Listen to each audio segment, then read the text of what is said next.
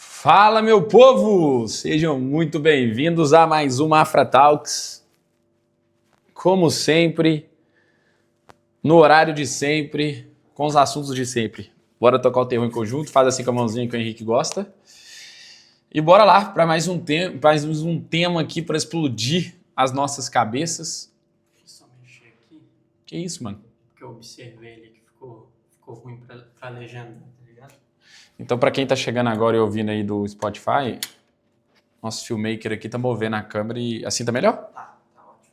Brabo! Então vamos lá.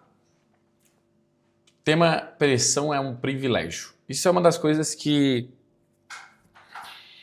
quando eu mudei a forma de ver, mudou completamente os meus resultados e mudou completamente a minha forma de ver os desafios e ver o mundo em geral, tá? A gente costuma fugir de pressão, a gente costuma fugir de desafio, a gente costuma achar que, enfim, que não é pra gente, que é muito difícil, que não sei o quê, mas eu tenho isso, eu tenho aquilo, eu vou abrir mão. E eu vou te contar uma coisa que é o seguinte: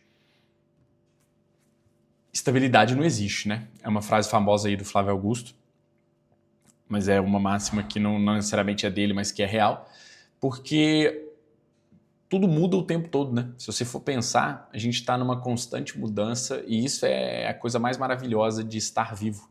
Saber que as coisas vão mudar e é saber que se você estiver tranquilo, confortável com a constante mudança, a sua chance de ter mais resultado, a sua chance de ter menos ansiedade, ela é muito maior. Porque você está habituado com a pressão, você está habituado com a mudança, você é a própria mudança, você também é uma constante mudança. Então isso é muito forte. Por isso que a minha recomendação de hoje, do nosso bate-papo de hoje, é você olhar para a mudança com os bons olhos, tá? Olhar para a mudança como uma oportunidade e não como uma afronta, algo que você se sente sem chão, igual muita gente se sente. Não desfazendo do sentimento de ninguém, de ansiedade, de preocupação, o que é que seja. Mas a verdade, vamos combinar aqui só entre a gente, a verdade é que é muito mais simples do que parece. A gente costuma trazer uma dificuldade que não existe. A gente costuma superestimar esse processo de decisão quando a gente muda a vida completamente, quando a gente traça novos objetivos, quando a gente dá novos passos e a gente se sente pressionado com isso, a gente se sente sem chão muitas vezes, né? Igual o Diogo fala que o desconforto faz parte da evolução. É que não existe evolução sem o desconforto. Não é nem que ele faz parte, ele é a própria evolução. Ah, João, então eu tenho que estar sempre em sofrimento? Depende do significado que você dá para a palavra sofrimento. Na minha cabeça, o desconforto ele nada mais é do que a fraqueza saindo do corpo.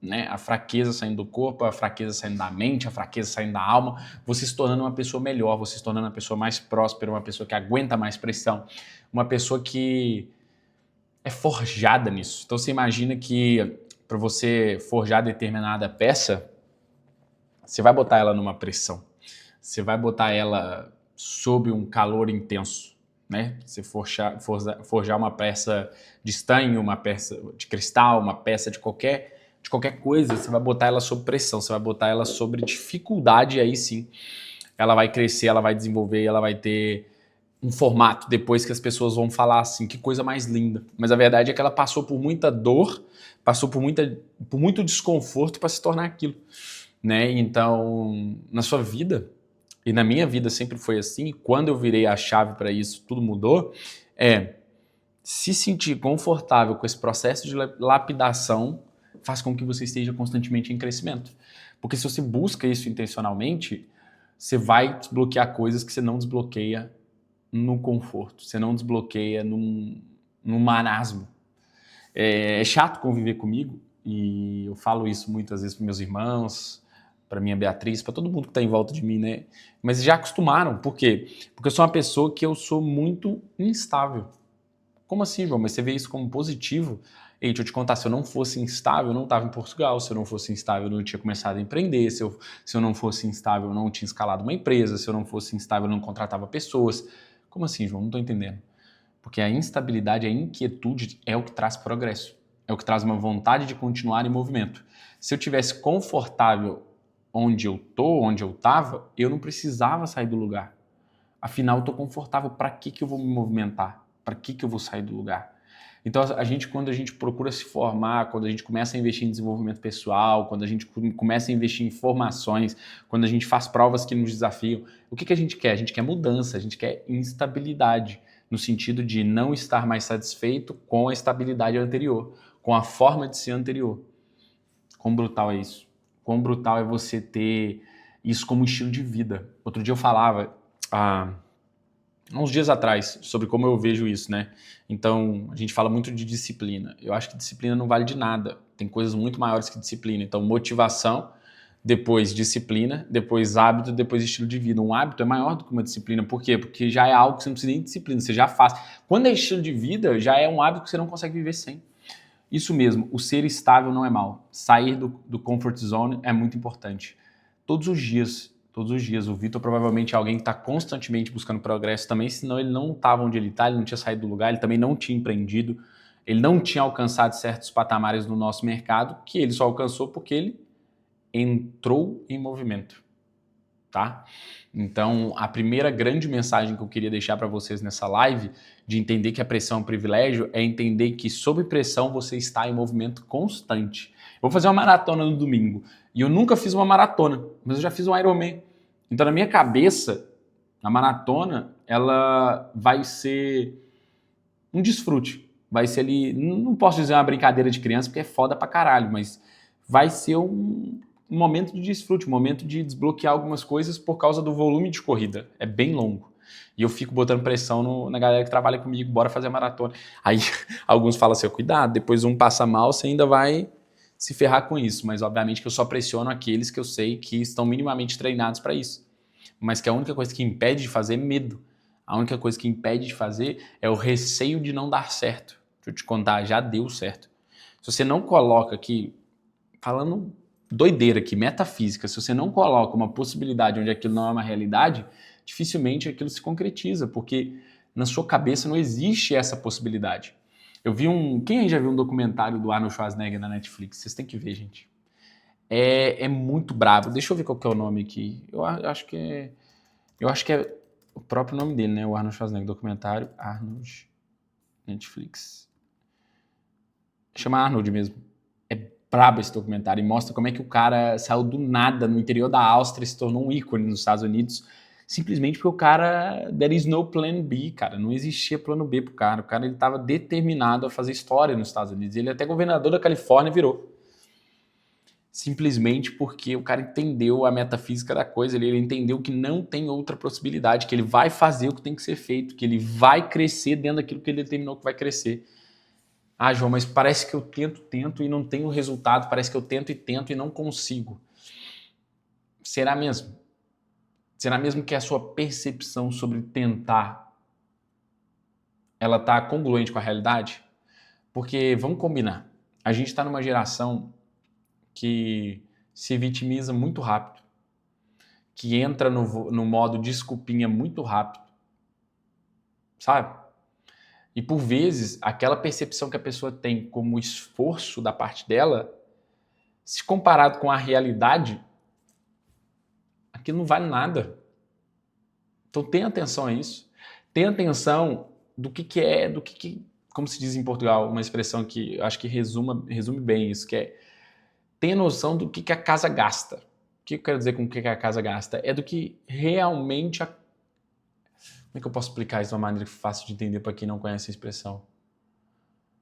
É no sentido do que realmente é a lógica daquilo. Então vamos supor sobre começar um negócio digital, escalar o negócio digital. Aí a pessoa fala assim, a pessoa vê na internet não sei quem supostamente milionário, não sei quem supostamente com carrões de luxo, e fez isso, e fez aquilo, e a pessoa entra no modo, ok, é só fazer isso ou aquilo. Quando a palavra começa com é só, desconfie, tá? Aí você vai e começa a fazer algo que aquele guru te ensinou, e você não vê resultado de imediato, você fica frustrado. Você fala, mas eu já tentei de tudo. Ou, deixa eu te contar, você conhece vou contar pra vocês aqui. É Dunning-Kruger, né? Que é a curva de Dunning-Kruger, que é quando você está começando, você acha que sabe muito de uma coisa, só que você não sabe nada da coisa.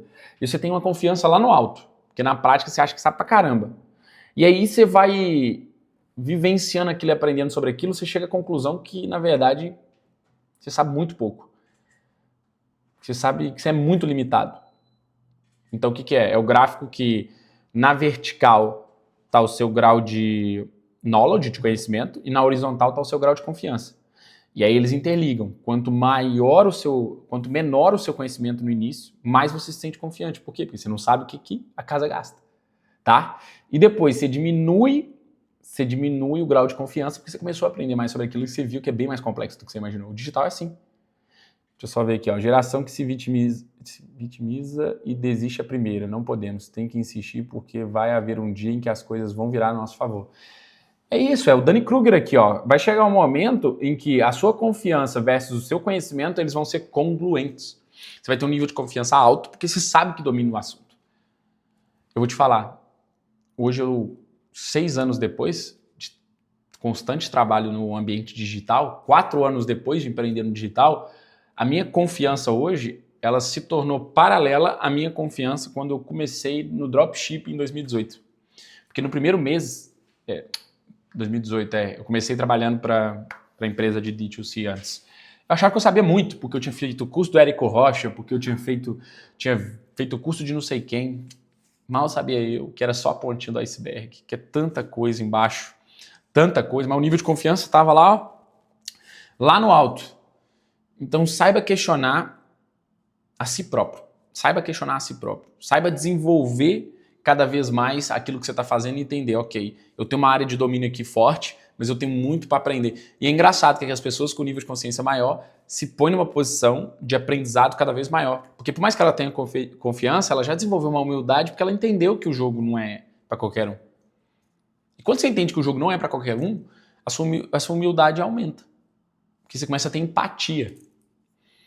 Porque até você mesmo sabe que tem muito a aprender. E como que você acelera o aprendizado? Na minha visão, colocando pressão. Pressão não é dizer assim, você tem que faturar 1 milhão de euros esse ano, senão você é um merda. Não, pressão é você entender o seguinte, eu vou me colocar numa posição de alguém que vai aprender o máximo sobre isso fazendo X, Y, Z. Isso é colocar pressão, é colocar volume, intensidade. E aí é uma pressão positiva, uma pressão que te faz entrar num movimento constante e dificilmente alguém te para. Porque você sabe que você está num constante aprendizado e está num constante desenvolvimento. Então, sim, pressão é um privilégio. Pressão é um privilégio. Eu já dei muitas vezes aqui o exemplo, até também dei na palestra do Helder da Fitness Up, que tem 1.100 funcionários. Que privilégio ter 1.100 funcionários. E algumas pessoas não aguentariam a pressão de ter 1.100 salários para pagar. Quem dera. Se você tem 1.100 salários para pagar, quer dizer que você construiu uma estrutura que impacta muita gente, que gera valor demasiado para o seu mercado. Pelo menos se a gente está falando no contexto do mercado português. Mas eu acho que para qualquer país, uma empresa com mais de 1.000 funcionários é uma empresa relativamente grande. Ok que tem multinacionais aí que tem 100 mil funcionários. Mas você entendeu o que eu quis dizer? O jogo aqui é do volume de pressão que você põe em determinada coisa que você faz e como que aquilo sai para o mercado, como que aquilo entrega valor para o mercado. Então, para mim, é inconcebível você construir algo de valor sem enfrentar uma pressão gigante. Vamos pegar o exemplo do Elon Musk, o cara que está fazendo um foguete da ré, o cara que democratizou carro elétrico, o cara que vai democratizar a viagem espacial civil. Você acha que esse cara tem pouca pressão na vida dele? Assim, é tanta pressão que, querendo ou não, passa a existir uma lógica de desequilíbrio naquela vida. Você vê que é uma pessoa que provavelmente não é um pai tão presente, que não tem um casamento estável. Não tem porquê. Porque o cara decidiu botar tanta pressão numa área que as outras ele subjugou, ele menosprezou. E tá tudo bem, porque tudo é sobre onde você põe energia. Onde você põe energia expande. Tem gente que vai decidir escalar menos para cuidar da relação. E tá tudo bem. E faz sentido. E eu tô mais alinhado com essa pessoa do que com o Elon Musk, que dedicou a vida toda ao crescimento empresarial. Porque na prática, o crescimento empresarial dele é só uma consequência. Porque a gente sabe que ninguém faz o que o cara faz por dinheiro, porque se fosse por dinheiro, ele parava quando ele vendeu o PayPal e botou 200 milhões no bolso. Para que ele ia trabalhar? Se fosse por dinheiro, 200 milhões, põe aí 6% ao ano, vamos botar 10% para ficar facinho de fazer a conta. Num investimento bem bom aí, 10% ao ano, 20 milhões por ano sem mexer no dinheiro. Põe aí 1% ao mês, 2 milhões por mês, Você com 2 milhões de euros por mês líquido no seu bolso, você trabalhava mais? Você trabalhava 16 horas igual esse cara trabalha? Isso foi quando ele tinha 200 milhões, hoje ele tem 200 bilhões. Ou 1.000 milhões, como se diz em Portugal. 200 bilhões.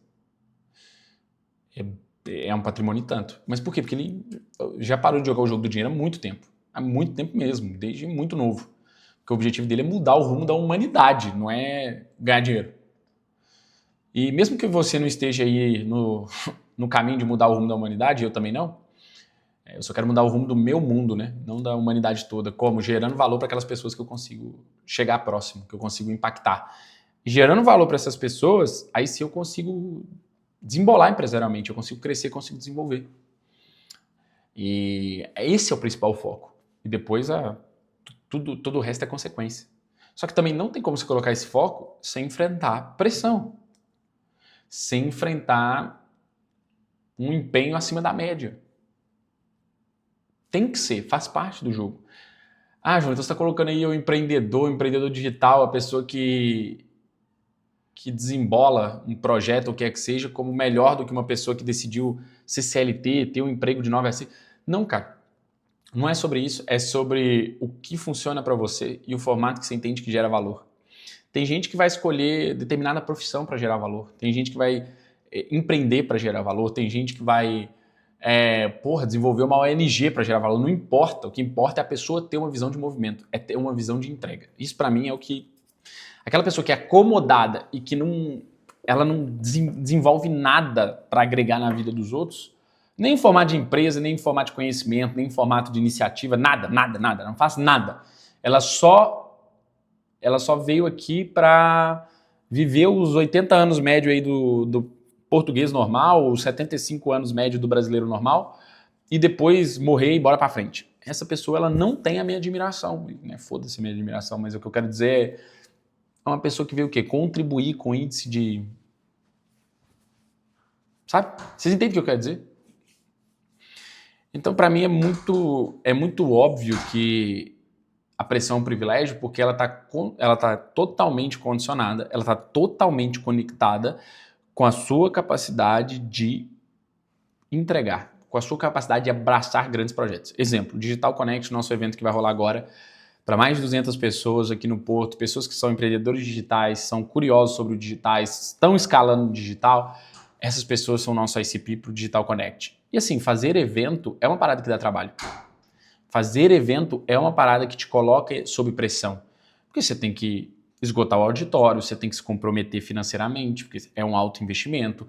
No nosso caso, por exemplo, tem que trazer players do Brasil, então arcar com os custos de trazer esses palestrantes, esses players do Brasil. Tudo isso envolve pressão, mas toda vez que eu entrego o evento, eu saio melhor do que quando eu entrei. Então eu estou forjando aquela pressão que traz resultado. Hoje, dentro da sua área de atuação, onde você poderia estar colocando mais pressão? Onde você poderia estar ativando esse privilégio que é ter pressão para lidar? Eu confesso para vocês, vou contar só para vocês 7 aqui que estão na live. Eu gostava de ter mais pressão agora. Eu gostava de ter mais pressão.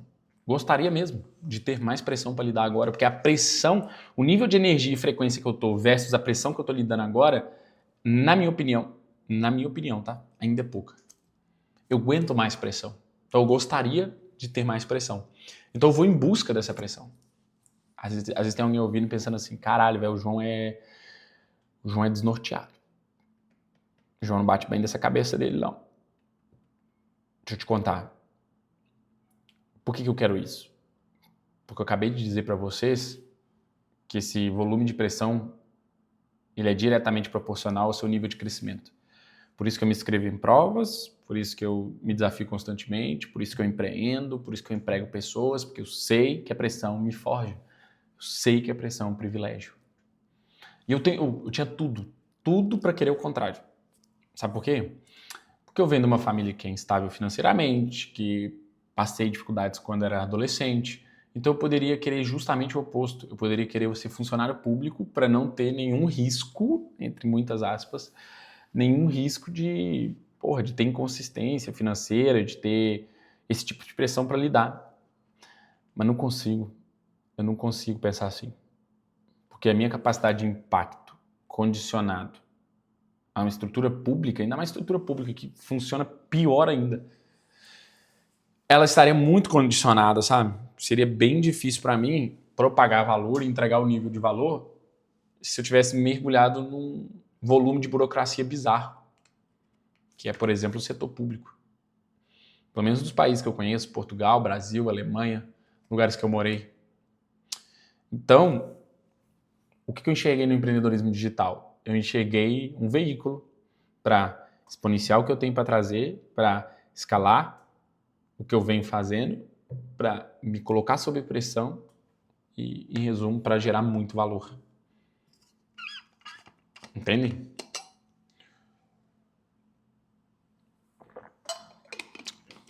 Falando sobre Digital Connect, toda vez aqui nas lives eu tenho que fazer tenho que puxar a brasa para minha sardinha. Quem é do norte ainda não garantiu o ingresso, a gente já vai estar mudando de lote. Então vai lá, garante seu ingresso, vai estar... Não vou ficar dizendo, né? Que eu vou estar puxando a sardinha pro meu lado. Mas voltando a essa questão da pressão. Como é que eu vi isso depois acontecer na prática, tá? Porque tem dois lados da moeda. Tem gente que não entende o privilégio que é a pressão e mesmo assim se coloca num movimento e numa posição de extrema pressão. O que essa pessoa vai acontecer com ela? Ela vai adoecer, ela vai ter extrema ansiedade, ela vai ter medo constante das coisas darem errado. Mas por quê? Por que isso acontece? Minha opinião. É uma falta de clareza da identidade. Porque quando você tem uma clareza muito grande de quem você é, do nível de valor que você tem para entregar e da conexão com algo maior que você tem, muito desse medo ele é dissipado, sabe? Muito desse medo é corrompido. Porque você começa a subestimar tudo. Porque pensa só, se você sabe que a vida tipo assim, que a vida é um jogo e o único resultado é a morte, você se preocupa com o quê? Que a vida é uma viagem e que a linha de chegada é a morte? Você vai se preocupar com o quê? Ah, mas não sei o que deu errado. Olha, começa de novo. Tenta de outra forma. Aprende com esse erro e muda a direção. Bom, como é que isso vai te impactar assim? Não, falando sério agora, falando sério. É porque a gente vive tanto no piloto automático que a gente começa a se identificar com coisas que são muito terrenas, assim, sabe? Com coisas que são muito banais, tipo o que os outros vão pensar, aí se isso acontecer... E daí, mano? Faz esse exercício estoico aí. Quem ainda não conhece o estoicismo, depois vai pesquisar aí e ver alguns vídeos no YouTube sobre essa linha filosófica. Mas faz um exercício estoico que é pensar, qual é o pior cenário? Qual que você acha que é o pior cenário? O que de pior? Essa decisão que você tem que tomar. Você que tá me ouvindo agora, depois gravado aí no Spotify, ou você que tá na live, ou pelo YouTube. Qual que é o pior cenário? Faz esse exercício estoico. Ah, eu quero tomar essa decisão, mas e se der errado? Faz isso. Escreve o que é o e se der errado. Ah, eu vou me endividar. Eu vou perder o que eu fiz até aqui. Não sei quem vai me julgar. Todos esses argumentos eles são muito banais, porque conhecimento ninguém te tira. Se você perder, você volta a construir. E o julgamento do outro, todo mundo tem problema. Sabe uma coisa que me ajuda muito na hora de falar para pessoas, tipo presencial, igual foi a palestra no final de semana? Eu penso assim, cara, por que eu vou ter medo de falar para as pessoas? Por que eu vou ter receio do quê? Eu vou ter receio do quê numa palestra? Eu vou ter receio do quê? Se as pessoas ali também estão em aprendizado, se as pessoas ali, senão elas não estavam sentadas ali, né? Se elas fossem muito pica, elas não estavam sentadas ali. Elas estavam fazendo delas. Ou elas estavam fazendo a palestra delas. Então eu não estou diminuindo quem é audiência, eu estou constantemente na audiência também. Mas eu estou dizendo que se coloca numa posição de igualdade. Até aquela pessoa que você vê, né, no pedestal. Coloca essa pessoa numa posição de igualdade. Então, essa pessoa também vai no banheiro, vai na casa de banho, essa pessoa também tem os problemas dela, essa pessoa também está em aprendizado, por mais que ela domine muito um assunto, ela também está desenvolvendo. Hoje a gente até falou sobre isso, porque eu não sei qual que foi o assunto que surgiu, deixa eu lembrar aqui, que foi da questão de... Já sei, é um vídeo do Cariani que ele pergunta se o cara quer tirar foto. Tipo assim, o cara tá lá admirando o trabalho dele, quer tirar uma foto, o cara fala, não, tô de boa. Eu já fiz isso também, tipo, de estar com um cara que era grande e ele perguntou se eu queria uma foto. E eu falei, não, eu quero aprender sobre isso daqui com você. Porque, primeiro que eu não tiro foto por ninguém, não por arrogância, mas por causa da máxima que eu trouxe do Ayrton Senna pra minha vida, que é eu não tenho ídolo, eu tenho admiração pro trabalho bem feito. E tanto que eu não tenho ídolo, que fã e ídolo não sentam na mesma mesa. E todo mundo que um dia eu já coloquei no pedestal, todo mundo não, mas, por exemplo, todo mundo de Portugal que eu coloquei no pedestal, eu já sentei na mesa com. Vocês entendem o que eu quero dizer? Agora, fã e ídolo não sentam na mesma mesa, então para de botar os outros no pedestal, para de pedir foto pros outros. Qual foto? Alguém da minha área é muito grande no marketing digital brasileiro. E daí? E daí? Vou aprender com essa pessoa. Vou trocar energia, vou entender o que essa pessoa tem para agregar, vou ter resultado suficiente para estar nas mesmas mesas que ela. Pedir foto. Sério, o que uma foto faz? Eu vi no evento, não se sintam ofendido quem faz isso, tá? É só um brainstorm aqui com vocês. Mas eu vi lá no social media, tinha uma mulher lá, acho que é Regina, que é de redes sociais. E ela é, pelo visto, bem grande nessa área. E aí depois tinha uma fila enorme, depois da palestra dela, uma fila enorme para tirar foto com ela. E eu... Tipo assim, vamos supor que eu fosse social media. Eu não entraria na fila da foto. Eu entraria, talvez, num segundo momento de fila para fazer 2, 3 perguntas. De uma pergunta, você tira muito mais valor do que uma foto. A foto você põe na rede social e então, seu ídolo, uma pessoa que tem resultado na sua área, seu ídolo, é tipo o quê? É o Ayrton Senna pra você. Fala, cara, vim te agradecer. Seu conteúdo me fez ter paciência com o processo. Fechei minha primeira reunião com clientes para tráfego orgânico aqui na Europa. França. Brutal. Muito top, já. Muito top mesmo. Parabéns por isso. E bom ponto que você trouxe. Seu conteúdo me fez ter paciência. Que top com o processo. É isso, porque eu digo isso algumas vezes e eu realmente acredito nisso. Eu tenho essa crença. E demorei para ter. Eu era uma pessoa muito ansiosa pelo resultado. Mas entender o pêndulo de Schopenhauer. O querer e o desejar. Né, o desejar e o alcançar. Que a vida está entre esse pêndulo. E quando você começa a desfrutar do processo, parece que esse pêndulo anda mais rápido. Parece que você tem mais resultado porque você aprendeu a desfrutar do processo. Ah, João, é muito fácil desfrutar do processo quando você já está num patamar que dá para curtir pra caramba. Você ainda não entendeu o que eu quis dizer, então. Porque o desfrutar do processo, até quando você tem um processo ainda mais custoso, ele te torna ainda melhor. Quem dera eu tivesse aprendido isso antes. Eu desfrutava desde a época da roça. Desde a época que eu ajudava meus pais a vender queijo. Eu teria desfrutado mais. Em vez de ficar na ansiedade de mudar de vida. Porque tinha várias coisas boas naquela vida. Tinha a qualidade de vida da fazenda. Tinha os animais. Tinha a escola no interior. Tinha tanta coisa massa, sabe? E eu curti, mas eu lembro que estava muito com a cabeça no futuro, que eu queria mudar de vida. Se eu soubesse do que eu sei hoje, eu teria desfrutado mais. Porque eu teria, olha só o que eu teria a certeza tão grande que tudo ia dar certo, que eu teria parado, respirado e curtido aquele processo onde as coisas não davam tão certo assim. Vocês entendem o que eu quero dizer? Quando você tem um nível de certeza que vai dar tudo certo e que você vai ter uma vida brutal e um desfrute ainda maior, aquele momento que parece difícil, você olha ele com compaixão e você aproveita ele. Exemplo prático. Eu sei que daqui a alguns anos eu vou ser um dos grandes players do digital português e brasileiro.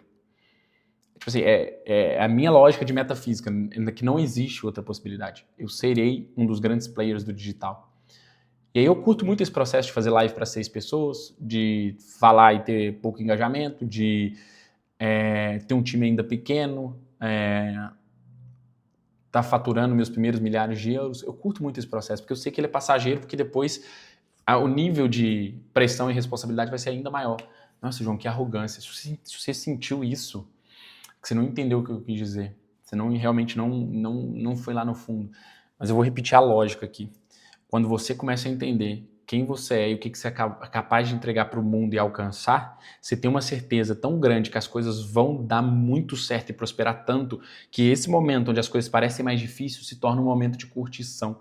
Deixa eu curtir esse processo, deixa eu curtir o fato de eu ter um time de 15 pessoas, porque quando eu tiver um time de 150, já vai ser outro processo totalmente diferente. Então, deixa eu curtir aqui as 15 pessoas, deixa eu curtir o fato de eu fazer live para 10 pessoas, para curtir esse processo que é intimista, que é sentir a energia de vocês, porque quando eu fizer live para 5 mil, já não vai ser a mesma coisa. João, mas por que você tem esse nível de certeza? E se tudo der errado? E se não sei o quê? Mano, tô em paz. Porque eu sei que o meu principal propósito é gerar valor para 8, para 80, para 8 mil. Para 15 colaboradores ou para 150. Então, o meu sucesso desejado, ele já está sendo vivido. Vou repetir. O meu sucesso desejado, ele já está sendo vivido. Quando essa chave vira, você não tem mais sonho. É muito louco isso. Passa a ser aquela frase, sabe? Já ouviu aquela frase? Sonha para quem tá dormindo? Eu não tenho sonho. Eu tenho um nível de energia que eu quero alcançar para proporcionar determinadas coisas. João, o que você quer dizer com isso? Exemplo prático. Se eu estou falando de 150 funcionários, eu tenho que ter um nível de energia de entrega muito maior. Eu tenho que estar chegando a muito mais clientes, eu tenho que estar com um produto muito mais consolidado, eu tenho que estar com um pitch muito melhor definido, eu tenho que estar com a audiência muito maior. Interrompendo aqui o episódio para te pedir para se inscrever no canal, para sentar o dedo no like se fez sentido para você. Isso ajuda a gente a ganhar relevância, chegar a mais pessoas como você que querem tocar o terror e fazer o que tem que ser feito. Tamo junto, bora lá, é só o começo. Então tudo é sobre nível de energia, não é meta, não é, eu quero ter 100 mil seguidores. Eu não quero ter 100 mil seguidores, eu quero que o meu nível de energia esteja impactando 100 mil pessoas, se for o caso. Se eu chegar no nível de energia que eu quero chegar. E como é que eu chego nesse nível de energia? Mudando os Joões que existem. Vocês entendem o que eu quero dizer? Então, por exemplo, o João Ironman, tamo junto, Thiago. Fico muito feliz. Mano, Thiagos já fazem o que eu faço valer a pena. Eu não preciso de muito mais que isso, mas eu sei que a consistência de geração de valor e o empilhamento de micro resultados vão me trazer muito mais do que isso. Mas eu não preciso, eu só aumento a minha energia e chego a mais pessoas. Então, o João Ironman, como eu ia dizendo, ele tem um nível de energia muito maior do que o João sedentário. Gente, ontem eu tinha jantado, era quase 10 horas da noite, eu saí e corri 6 km a um pace de 5. Porque para mim já é inegociável. Porque o meu novo eu, ele não sustenta menos que isso. Então, o que falta muitas vezes na vida de vocês, e também vai sempre ter na minha, é furar a bolha do nível atual para estar no nível de frequência do próximo nível. Vou repetir, furar a bolha do nível atual para estar no nível de frequência do próximo nível. Ninguém te para. Tem gente que não entende isso, mas faz isso inconscientemente. E aí alcança patamares bizarros. Mas tem gente, e a maior parte de quem alcança, entendeu esse jogo. Entendeu o jogo de gestão de energia. Entendeu o jogo de aumentar a própria frequência. Por que se me botar... Até meus irmãos brincam, se me botar uma foto minha de 1 ano e meio atrás, 2 anos, parece que eu sou pai do João de agora. Porque meu nível de energia agora é tão mais alto que eu rejuvenesci. Parece uma loucura. Se isso aqui fosse um vídeo gravado, eu estivesse falando do tema, eu mandava pôr uma foto minha. Mas se você voltar lá atrás, você vai ver. Porque antes era um João que estava atrás de resultado financeiro, era um João que estava não sabendo lidar ou gerir a energia da pressão, é um João que não estava sabendo canalizar essa energia, e o João de hoje sabe. E cada vez, graças a Deus, consegue canalizar melhor, consegue crescer mais. Então tem uma tranquilidade muito grande pro meu processo. E toda vez que eu abro live, que eu faço conteúdo, eu estou só falando do meu processo. Eu não estou ensinando nada para ninguém, eu estou documentando o meu processo. Amanhã, daqui a 10 anos, eu posso revisitar todos esses vídeos que estão indo todos para o YouTube. Pula para dentro, mano, pula para dentro. Deixa eu fazer aqui o convite. Pronto, vê aí se você aparece aí.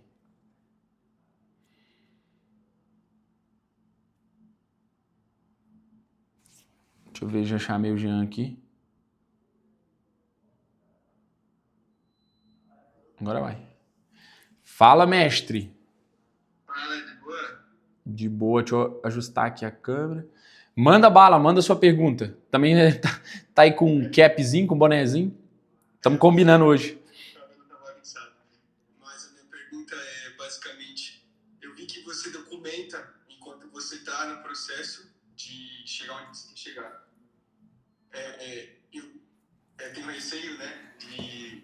Porque eu ainda não cheguei no momento, acabei de fechar, hoje com a minha namorada, a gente tem uma agência de tráfego orgânico, e acabei de fechar a reunião com o cliente. Ok. Então, eu estou no primeiro passo, mas já é um começo para mim começar a registrar minha jornada?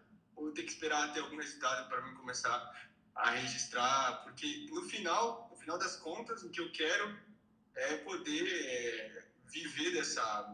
Acredito que você também um dia queira poder trabalhar menos e depois seu serviço seja realmente ensinar e passar para o próximo nível. Então, você primeiro ensina para depois você poder ensinar os outros que vão passar pela mesma estrada que você passou. Só que até onde eu começo a registrar o que eu estou passando? Boa. Boa pergunta, e eu tenho certeza que é a dúvida de muita gente, assim, que o momento que faz sentido começar a produzir conteúdo, documentar minha jornada, compartilhar valor e tudo mais. Tem duas formas de você ver isso, tá? É Jean, certo? Sim. Tem duas formas de você ver isso, Jean. A primeira forma é você entender onde você canaliza energia. Porque, por exemplo, numa fase inicial, no meu caso, quando eu comecei mesmo, eu fiz 1000 contatos a frio, tipo de contactar por e-mail, por WhatsApp. Então, nesse processo, eu confesso que eu não tinha, na altura, capacidade de distribuir minha energia, por exemplo, em conteúdo também, porque eu estava muito ocupado construindo, tá? E depois eu entendi uma coisa. O que eu entendi? Eu entendi que a documentação da jornada, em certo momento, que é, por exemplo, foi de 1 ano e meio para cá, quase 2 anos, iria me trazer track record para outras coisas. O que eu quero dizer com isso? Exemplo, lives que eu faço, conteúdo que eu faço, elas me dão um repertório para um próximo momento do meu negócio, onde a marca pessoal João Mafra é, querendo ou não, uma unidade de negócio da empresa. Hoje o meu Instagram, ele traz muito resultado para o meu negócio. Ele traz muitos clientes para o meu negócio. Então eu sei que eu tenho que botar energia aqui, porque é uma unidade de negócio. Como, você pode ver isso de duas formas. Você pode tomar a decisão de, ok, não, então eu vou focar totalmente agora em construção, em ter pelo menos os primeiros 10 clientes, e depois vou começar a documentar minha jornada. E aí você vai documentar, exemplo, brasileiro empreendendo na Europa. Pode ser uma das teses, né? Agora, se você quiser documentar desde agora, você também pode documentar, só muda a narrativa. Qual que é a narrativa? Eu vou mostrar para vocês, eu vou documentar para vocês a minha jornada do zero aos primeiros clientes na Europa. Só mudou a narrativa. Uma coisa é, você já tem resultado e está documentando o que foi o alcance desse primeiro resultado. Se você começar agora, o que você está documentando é ao vivo, o início dessa jornada com as falhas, com os desafios, com tudo isso. O que você tem que entender é o seguinte: faz sentido para você e vai trazer o resultado que você espera? Porque hoje eu vejo o meu conteúdo de duas formas. Ele me ajuda, por exemplo, a construir melhores argumentos, depois me ajuda a dar palestra, a construir uma aula gravada. As lives me ajudam com isso, pode parecer que não, mas depois de 120 lives eu tenho capacidade argumentativa melhor. Entende? Agora, se você olhar assim, você não está preocupado com a audiência ainda. Você está preocupado em manter a consistência para desbloquear algumas coisas na sua cabeça. Tipo, eu sei que se eu me proponho a fazer conteúdo todos os dias, eu vou fazer. Entende? Eu não sei se você entendeu o que eu quis dizer nas duas frentes. Uma é, não vou produzir conteúdo, vou focar totalmente em prospecção. E outra é, vou documentar minha jornada. Só que como você trabalha com tráfego orgânico, casa de ferreiro, espeto de prata, como eu costumo dizer. Tipo, você fazer o seu conteúdo vai comunicar o que é o seu produto. Fica mais fácil para mim. Eu entendi e gostaria de fazer uma outra pergunta que deixa um pouquinho mais complicado isso. E, no seu caso, é isso que essas barreiras difíceis que eu vou para frente, mas que no meu caso agora eu estou começando a perceber que é realmente uma barreira. Que você está em Portugal, que eu acho que, querendo ou não, marketing digital é a porta mais aberta que os brasileiros têm que vender. Que falam a mesma língua, mas ainda tem a cultura da Europa e a cultura da Europa que me entra como barreira, que eles têm uma visão totalmente diferente. Então, é melhor eu ir produzir conteúdo para minha onde é uma renda menor, uma moeda que vale menos, direto para o euro e se arriscar na língua e vai. Que aí a gente já está aqui na Europa e não sabe como. Então você está na França. Onde você está? Na França, Lyon. Lyon. Eu tenho um amigo que é daí. Top. Então, o seu cliente-alvo é de onde? É da França? Eu, no meu caso, é como você disse, ele é um pouco diferente, porque quando eu comunico, eu estou comunicando para os dois. Para o brasileiro e para o português. Tranquilamente. No seu caso, você vai ter que ter um processo de decisão que é... Ok, você fala francês fluente? Quase. Então, hoje eu trabalho, minha namorada falou sim aqui, mas a gente sempre tem o pé atrás. Mas minha namorada hoje, ela que contacta os clientes, eu faço a parte do serviço e ela que contacta por ser nativa, então fica um processo mais fluido. Mas Ok. eu conseguiria falar com o cliente hoje em dia, assim. Não, massa. Eu vou falar o que eu faria no seu lugar, né? Não tem como eu dizer o que é certo ou errado, porque eu não acho que tem certo ou errado nesse caso. Mas eu acho que a gente tem uma narrativa muito forte que somos brasileiros empreendendo fora. E como o brasileiro tem síndrome de vira-lata, a gente acha que tudo que é de fora é bonito. Então isso acaba por reforçar o nosso pitch. Se amanhã você tem uma visão de ter um produto para o Brasil, a sua comunicação agora, na sua língua nativa, é a construção dessa direção, de ter um produto para o Brasil. Se você quer focar todas as suas energias no serviço e na venda do serviço para a França, aí seria muito melhor você direcionar o seu conteúdo para francês e falar só com esse público. Entendendo que não tem certo ou errado, o importante é testar. Então, é importante você testar o que vai funcionar melhor para você. Fez sentido? Tá certo. E a marca pessoal na França, eu acho, gostaria de saber sua opinião, só para analisar, se você acha que é muito esforço por uma coisa que talvez não... É um sonho, assim, como posso dizer, uma coisa muito complexa. Então, você querer construir uma marca pessoal, ou talvez... Para os franceses, por eu não ter passado por isso, por eu não ter nascido que nem ele, então eu não sei as dores dele, eu não sei como uma pessoa da minha idade, então eu não sei... Eu teria que aprender tudo isso. É uma jogada de colocar muito esforço num pote que talvez... Que a gente tem mais pessoas, mesmo que a nossa moeda é menor, a gente tem mais pessoas a atingir. E aqui a moeda é mais forte, mas menos pessoas a atingir. Então, eu gostaria de saber também. Eu tenho uma opinião muito controversa sobre essa parte da visão sobre o Brasil, porque para mim o Brasil é o melhor mercado do mundo, só perde para os Estados Unidos. Então qualquer mercado europeu perde para o Brasil. E aí a pessoa fala assim, mas então por que você 90% dos seus clientes e de tudo que você faz é para Portugal? Porque para mim aqui é um laboratório. E eu construindo a maior prova social possível em Portugal, eu entro a sério no mercado brasileiro com outro status, você entende o que eu quero dizer? Com outro posicionamento. Eu já conheço grandes players do Brasil que talvez se eu tivesse batendo pedra só no Brasil, eu não teria conhecido esse povo, sabe? Porque teria um distanciamento maior. Mas como eu mando bem na Europa, eu me coloco na mesma posição de alguém que está quase bilionário no Brasil. Você entende o que eu quero dizer? A nível de resultado.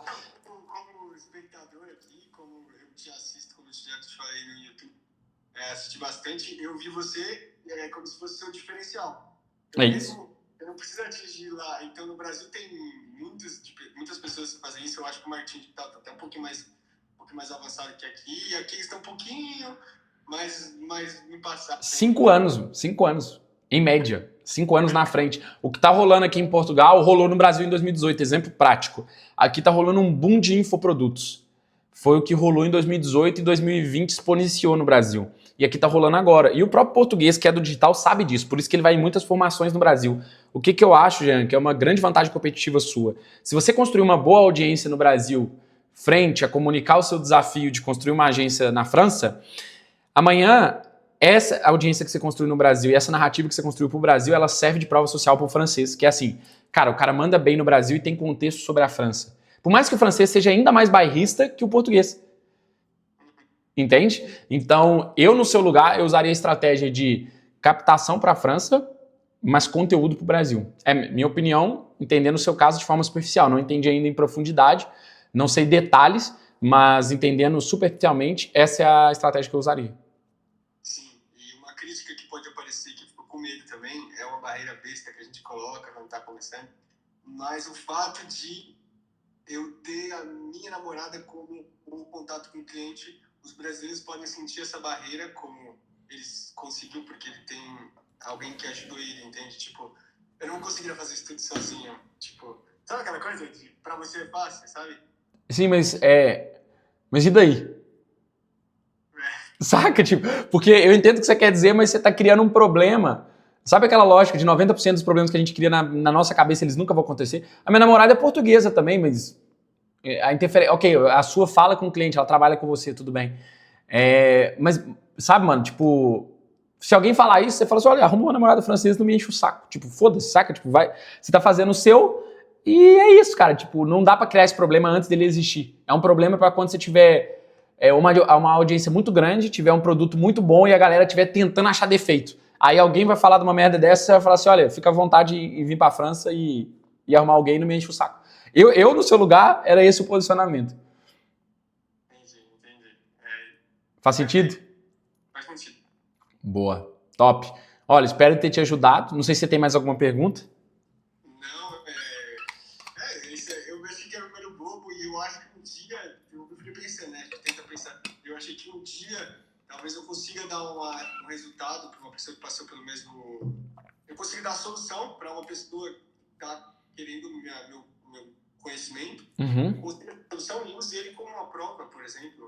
É uma solução besta que eu não falei aqui, mas possivelmente sim. Você provavelmente tem pessoas que já aprenderam com você que deve ter sido a resposta para algum hater. Então, o hater chegou, a resposta falou, não, cara, eu não passei por isso, realmente, tá certo. Mas aqui o João, o Joaquim...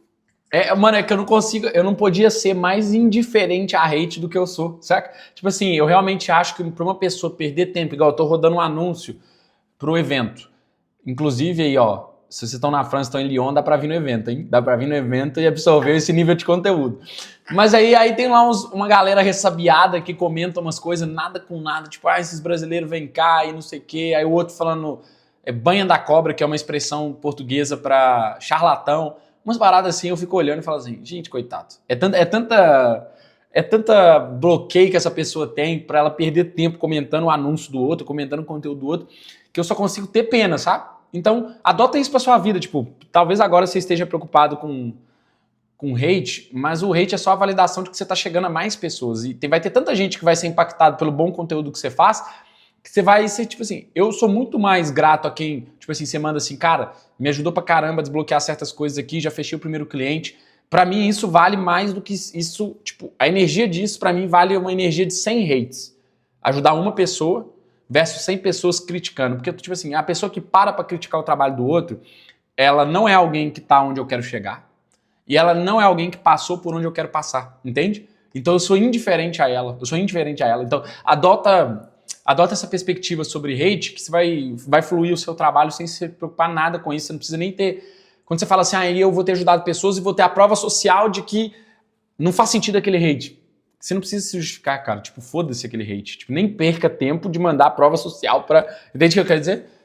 Entendi. É isso. Perfeito, né? Era isso que eu precisava desse Top. também pra continuar aqui. Brutal, mano. Parabéns aí pelo processo de vocês. Tamo junto. Obrigado por acompanhar. E é isso. Toca o terror aí. Continua firme. E outra questão. Se eu ver outra live aqui, eu posso pedir de novo para participar. É bem legal, cara. Eu normalmente faço perguntas escrevendo, mas é bem ruim a ferramenta de escrever aqui no Instagram. Não, é meio merda. Não, claro, participa aí. A gente vai trocando ideias. Às vezes, se for oportuno, também eu te jogo aqui pra live, a gente debate, porque a sua dúvida pode ser a dúvida de outra pessoa. E tem gente que não tem... como é que fala? Tem segurança de entrar numa live, de trocar ideia, de perguntar, e aí você faz pela pessoa. Quem sabe a dúvida dela não é a que você trouxe e você também ajuda ela. Então tá tranquilo quanto a isso. Tem bastante dúvida, porque depois que a gente consegue ter acesso a esse tipo de conteúdo, aprende outra língua e descobre tudo isso. É verdade.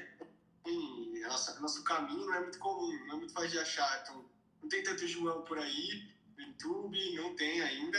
Graças a Deus, porque isso quer dizer... É uma oportunidade? É uma oportunidade. Então, é bom ter alguém na live que já teve resultado, que aceita a live. Raridade. Então, massa, mano. Não, top. Fico feliz aí de contribuir e acompanha aí, a gente vai trocando ideia e vamos com tudo e parabéns pelo processo até aqui. Fechou, valeu. Valeu, tamo junto. Aí a Caroline manda ali, João, estou no Porto, quero muito ir no Digital Connect. Ô Caroline, então tô te esperando já, o que falta? Tá o link lá na bio, é só você clicar e pular pra dentro desse evento que vai ser simplesmente incrível. Nem é puxando a brasa pra minha sardinha, como diz aqui, é só mesmo porque o ambiente que está sendo criado, a narrativa também é muito foda. Então eu te espero lá, Caroline. Ó, o Roberto disse ali, ó, vai dissipar a energia dando atenção pra hate. Eu também acho isso, cara. Eu sou indiferente a hate justamente por causa disso. Galera, espero que tenha gerado aí alguns insights, virado algumas chavezinhas, bora pra cima, obrigado por acompanharem as lives, é um prazer trocar ideia aqui com vocês, tá? E é isso, bora botar pressão no nosso processo, é mesmo um privilégio a gente ter a capacidade de gerir essa energia da pressão, de ter que fazer, de ter que acontecer, de ter que pagar salário, de ter que entregar produto, cara, é muito bom, é um privilégio mesmo. Então tamo junto, é só o começo e acompanha aí, logo mais temos aí mais lives. Tamo junto. Galera que tá ouvindo aí do YouTube ou do Spotify, obrigado por acompanhar. Se fez sentido para você, senta o dedo no like, se inscreve no canal e é só o começo, como eu sempre digo.